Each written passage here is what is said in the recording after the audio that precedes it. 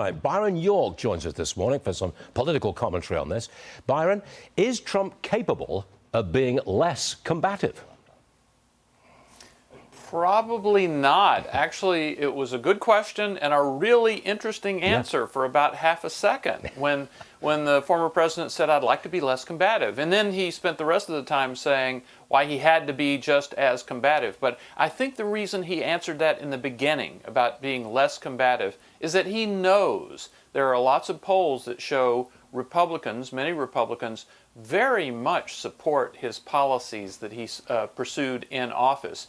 But they do have reservations about his behavior, his demeanor, and they do find him too combative, too controversial, and they would like a little less of what they often call the drama. So I think the beginning of the answer was Trump's nod to those people. Okay, overall, did the interview help Trump with middle-of-the-road voters?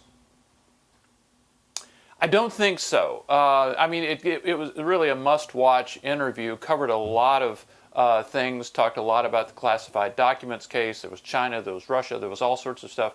To me, the most revealing part was Bret asked Trump about independent women voters who live in suburbs, a very important voting group that abandoned Trump in the 2020 election. And the question was, well, you know, what will you do to try to win back their support? And Trump's answer was, first, let's get this straight. I won in 2020. I won the 2020 election. And then it was off to the races. Talked a lot about all sorts of things about ballots and fake ballots and 51 experts and look at the tapes and all. He was just picking anything he could to suggest against all the evidence that he won the 2020 election, which indicates to me that he's just not going to stop talking about it. And that's what many people want him to do, but he won't do it. He's looking back. That's your biggest moment in the interview. Yeah, they want him to move on. Yeah, they want a candidate to move on because, remember, Bill Clinton always said elections are always about the future, which is actually correct. And there's a lot for Trump to talk about for the future.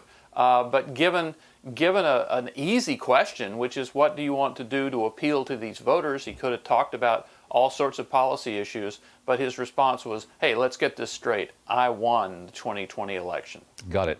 All right, Byron York, thanks very much for joining us.